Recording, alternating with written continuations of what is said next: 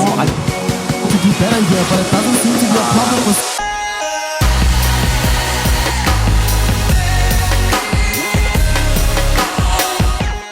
Esports, competitive gaming, buzzwords over the last few years. The premise is pretty simple actually. You just pick up a game and you sit on your couch and you play with your friends, or you jam in the arcade, maybe you're online, and the best player, well, they get bragging rights and they get to win. That's how it works. It has got a little bit more complicated over the years. We've got big stages now, and it's actually turned into professional business. There are players making money out of esports. Today, I want to show you the future of what to expect. The South African landscape has completely changed, but there's a couple of new communities popping up that are about to blow up, and I want to share them with you before anyone else gets to see. To help me tell the stories though, I've got 5 of the best competitive players from these communities who are going to share a little bit more about what they do and how you can get involved. All up when we come back.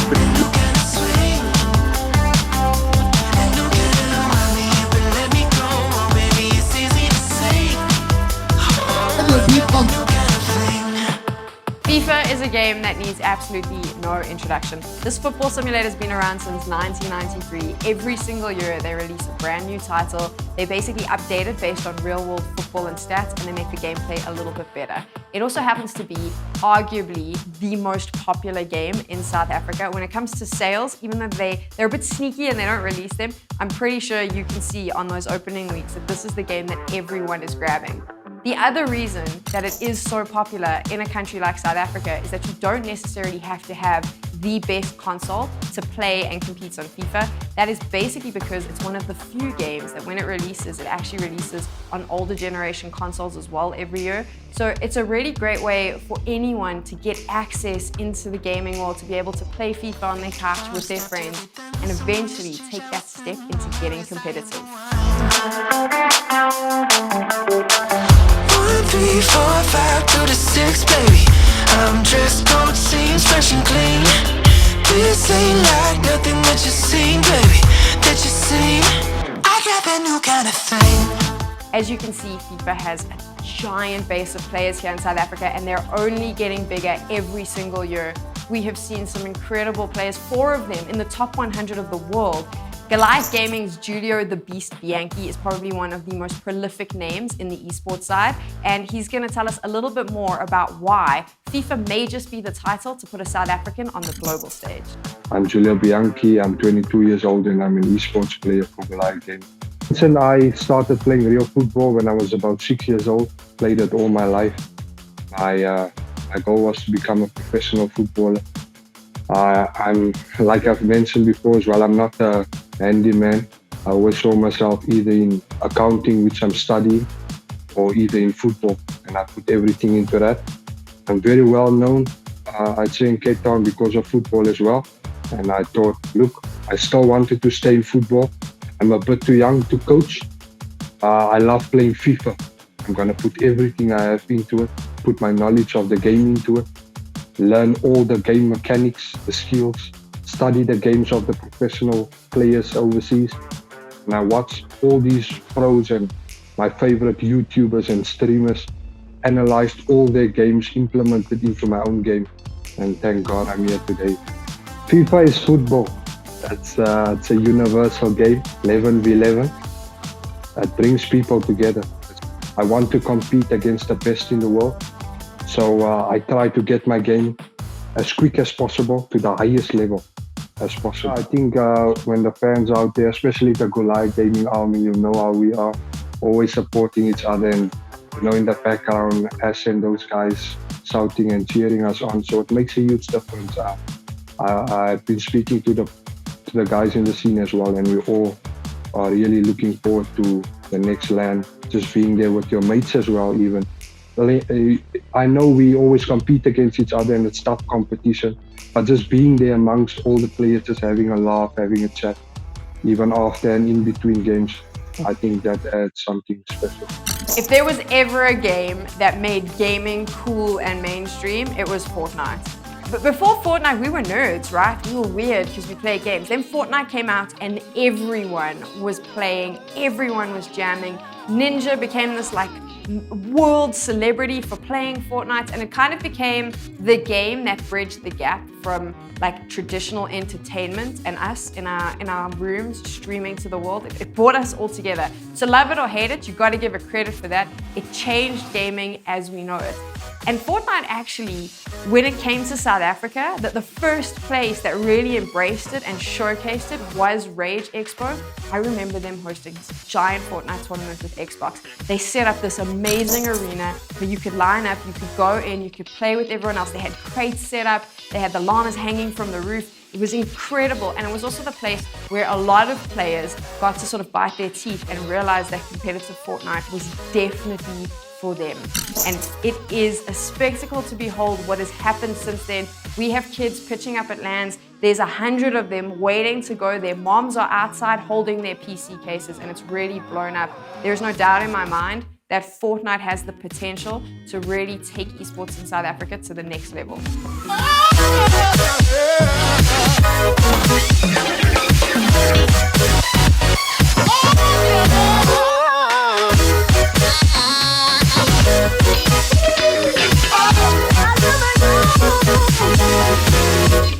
I'm Karim. I am in Bravado. I'm a Fortnite player for Bravado. I am I'm the highest Fortnite South African earner, and I'd say it's a survival game, and the basic concept is 100 people on an island, and the last person to stay alive wins. The reason this is so cool is because it's not just based on aim. It obviously, like, when you add something like building, it creates a lot more mechanics to the game.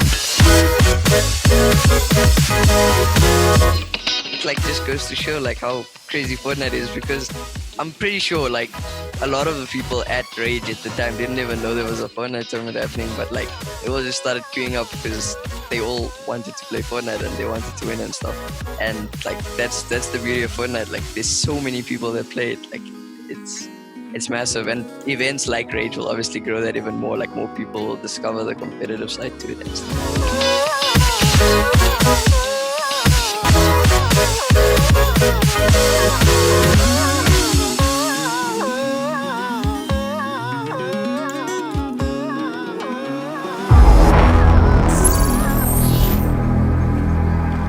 This is the path of my destiny. Want to see my kung fu? I'll show you. There's no escape! Every single person I know, whether they've played games now or only played games when they were younger, has a fighting game memory. And the thing is, what no one realizes is that fighting games were probably the place where esports as we know it was born. They were setting up tournaments way before anyone else. They were doing the most incredible things, making players travel around the country to battle out with each other in different arcades. And now here in South Africa, we're starting to see that as well. That underground fighting community who's existed for years has finally gone mainstream. People are starting to notice them, and they're being a little bit more open to introducing more of us into that community. It's an incredible space, various titles in there, everything from Smash Bros to, like I said, Street Fighter, Tekken. It's all there, and any South African can get involved. It's probably the most welcoming community of them all. I had a chance to chat to one of the most talented Street Fighter competitors we have in South Africa, Jabi M, who recently went over to Japan to represent South Africa in the Red Bull Kumite competition. He won the qualifiers for Red Bull Hit the Streets right here in South Africa. They had an event at rAge as well, so he was playing there. He chats a little bit about how fighting games have evolved, and also how an expo like rAge has helped him and other players get involved. Leader of the lions, pick of the litter. Against the strongest, I'm a lion. Remain a victor. My battle started with a lion. I'm a winner. When you win all and something that makes me a winner. When it's me versus the globe. With my back to the wall, when at my lowest of lows. Still I put up a pro. You all know by now, it's Jappy Mabuza. Jappy M is the gamer tag. I just put the M in front of Jappy. I didn't want the whole Batman 27 or something. I just wanted something simple. I think getting us as guys who play competitively, you know what, to be there and to guide them, because you know fighting games are more of a game. They're a game. If you want to improve, you need to admit that you're gonna lose. You know, and it's like it's you versus it's one-on-one, so it's very hard to fall on like a teammate you know, to like blame some randoms, because I play Apex and most of the time when I lose, I always blame randoms, you know. But now with fighting games, you don't have that luxury of blaming randoms or blaming something. You have to now look in the mirror. So it's more of you have to get the players to understand that you need to get rid of stubbornness. Stomps the yard. Oh, I just canceled out of it. Nice to escape. The fighting game is very important to get rid of stubbornness, you know, and to actually admit that, oh, there's something I'm doing wrong, you know. The minute you start doing that, you'll see, like, I find joy in, you know, finding ways around the situation, you know. If the player starts getting to that kind of feel, you'll start seeing fighting games in a whole different light. For casuals, when they see a whole, like a 100-something hit combo, they want to do that, but they don't know that that's not actually what fighting games are about, you know. It's a lot more. For you to get to that point, to get your opponent to allow you to hit him that many times, there's something very wrong he's doing, you know, and you need to now exploit that. And fighting games, that's what it's all about, you know. Sitting down with people at events like rAge and letting them know what the genre is about, like why we like this genre. I think the best part of us talking to them will be, why do we like the genre, you know. And I think events like rAge will definitely help in that regard.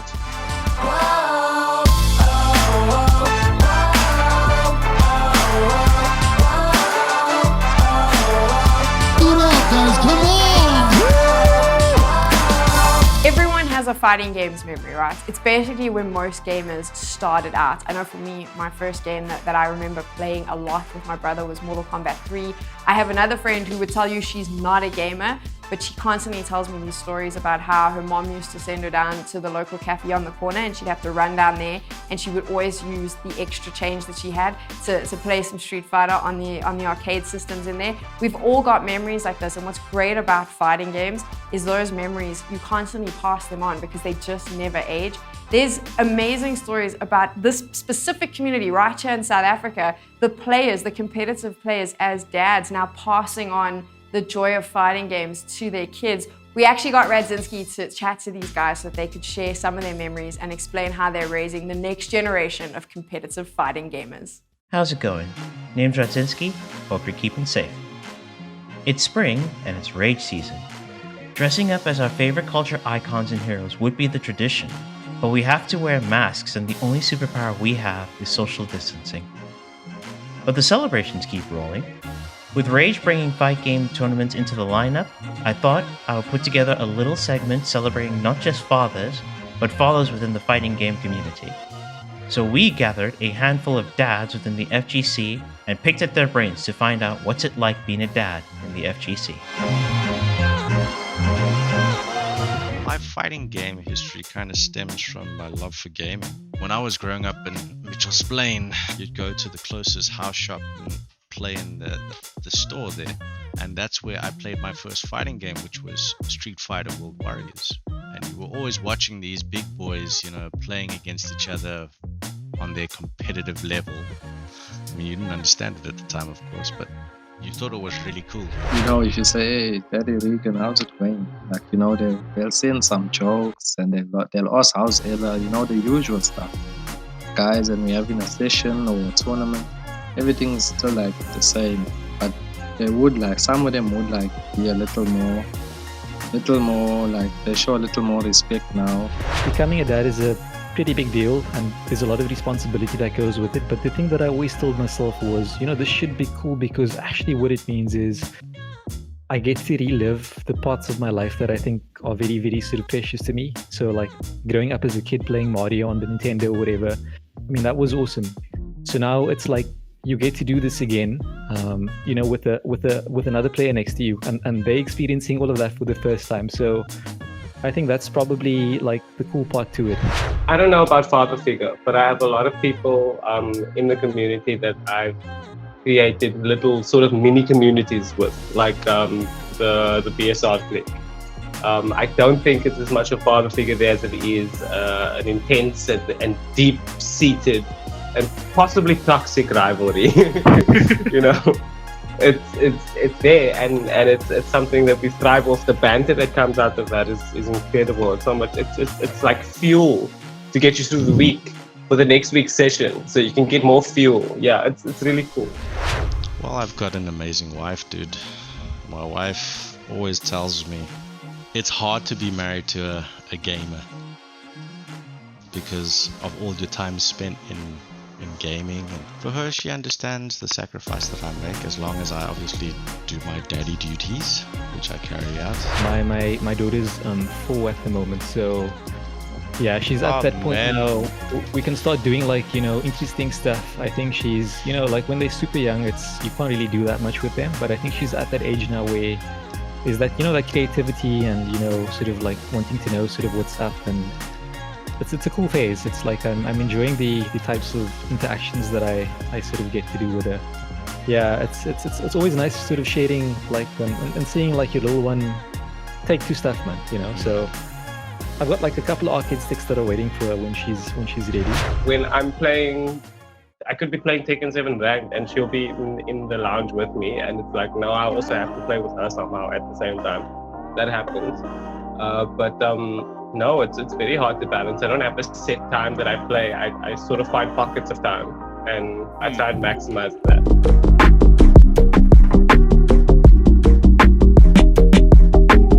I have a passion for the scene, really, but it's a lot of people that I've also just grown relationships with through having rivalries and stuff. So like Kay was from Angola and we met and we just clicked immediately, and then suddenly we were playing almost every week, and it's relationships like that I've fostered through this. So I don't know if that makes me unique or special, but it's definitely been a positive influence on my life, I would say.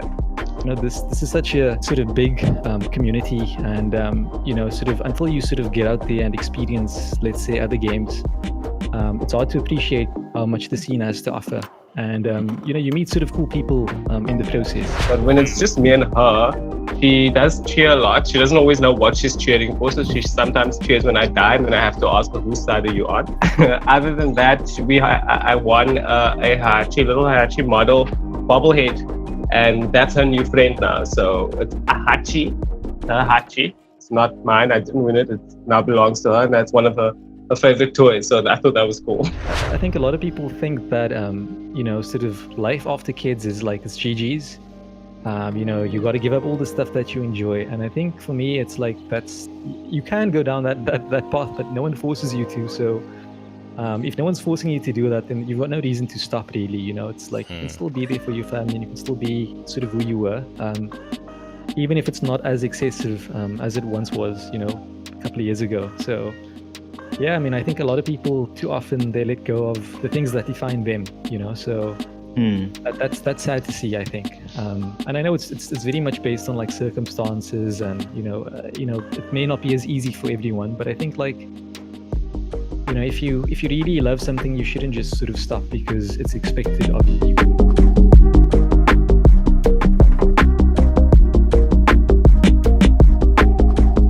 I may not be a dad, but I for one can't wait to share my adventures in the FGC with my child. Whether or not they will enjoy fight games will depend on them.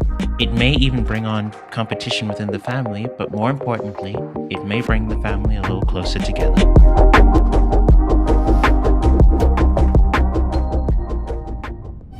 If you think you are the next Tekken champion, maybe you believe you are a Smash superstar and you want to get into the fight, then there's actually a lot of places you can go. Around the country, there's regular meetups, there's regular tournaments, but the first place that you need to go is to UGC. We'll put some links in the description below. They are the authority on the fighting games community in South Africa. They're also really welcoming to noobs. They've tried to convince me numerous times to try that out, but I don't think they're ready for this skill, she says, shaking her head. So make sure you go check them out if you're ready to battle. When COVID hit, the world locked down, and with it, a lot of sports stopped completely. However, there was a couple of sports that figured out that they could jump online and keep their fan base happy. One of that sports was motorsports, and they were really smart about how they did this. Probably the perfect textbook example of how to make COVID work for you. They immediately took their real-life racing drivers, put them in sims, and had them racing online with fans and with other competitive drivers. It was a super smart way to go.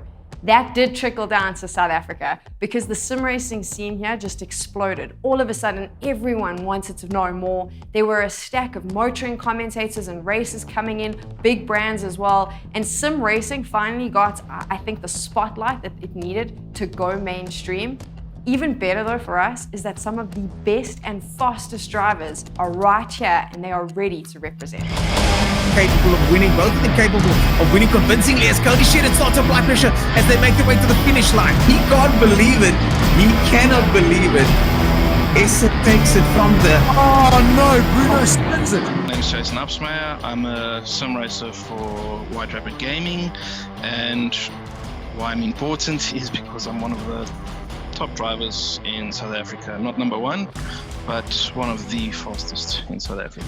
So my name is Bruno Kadile. I'm basically a motor racing enthusiast. I love motor racing. I've been following motor racing for a couple of years, and I obviously had a PS4 about 2 years ago, and I basically just bought this game called Project Cars 2. I absolutely loved it. It had lots of motor racing tracks, lots of motor racing cars, and I joined a local community, soccer, that's where it started, and it was just a bunch of guys who loved motor racing, loved doing go-karts, loved actual going to the track for track days, loved following motor racing, and then also just loved having a little race online where you just go online, have a race at any track, have a little championship, and just have fun. I think it was just being a part of the growth. I don't think it's just sim racing in general. It's just gaming in general. But sim racing was I think more important for the real race drivers to also get involved and get on the platform, race against us as sim racers, but just race against people online and just having fun and getting used to from a real car to sitting on a chair with a steering wheel and just going on track and racing against each other online. Get more involved with the community, you start realizing these guys have like rigs, they're more invested in what their hobby is, and then I got my own rig. But the most important thing is the love for motorsports didn't leave me when I was doing these online races. I still followed motorsports. I would go to live events. The passion was there. Basically, sim racing is whatever you see on TV, Formula One or touring car racing is basically just the virtual side of the real motorsport. So we don't call them games, we call them simulators. Basically what a simulator does is simulates the actual race car inside a video game. Is it a career? Well, we don't know yet. It's definitely like playing golf, like a hobby of golf or tennis or soccer. It's in that category, and it could become a career. But if it's going to become a career, I mean, there have to be a lot more tournaments. There have to be big sponsors. We do know that real motorsport is quite expensive, and sim racing is like a lot cheaper alternative. And sim racing is it also provides a more competition, because the entry into sim racing is a lot cheaper than real racing, and therefore you're getting more participants. And if guys are putting in the time, you're going to get much more competitive field and better racing. The great thing about sim racing is that a lot of these sim racers and South African sim racing drivers have got the opportunity to now get out of their rigs and jump into real cars. Alti is going to probably be racing a VW really soon. Another South African will be heading overseas once the travel restrictions have lifted, and he's going to be racing in a Lamborghini in real life. And that's what's so cool about sim racing, is that incredible crossover that happens, and these amazing racing drivers that are able to go from sitting in front of their screen to actually racing on the track. There are so many sim racing events happening every week. So there's big sponsored tournaments like the Toyota Esports Challenge. There's also the Solidarity E-Race, which happens regularly. If you are new to this and you're still racing with a controller, that's not a problem either. Monday night racing happens, and that is every week. 90 different races in the lobby. Everyone's really welcoming. They'll teach you how to race as well. And like I said, you can just do it with a controller. So stacks for you to take a look at. Also, one of the biggest MGOs in South Africa, White Rabbit Gaming, has really invested heavily in sim racing. racing. They have a great team, and their principal, George G. Mac Smith, he is always open to help show you where to go, who to speak to, and which games you should be playing to get into sim racing. Starting to extend his lead over there ever so slightly, 0.7 of a second ahead now. But it's nice to see Essa. Thank you for giving us the honor of your time and affording us the privilege to tell these incredible stories. GG, well played. Those lights, camera action when I step into the limelight. Easily adapted to the high life. Dressed to impress like it's prom night. And when you live in top shelf, you know you gotta set the bar high. Had the same dreams since we was kids. Big trips, big cars, and even bigger cribs. Never thought that it would happen just the way it did. Fast forward that now, it's just the way we live. That's good food and drinks. My mood makes you think that this life's made for a king.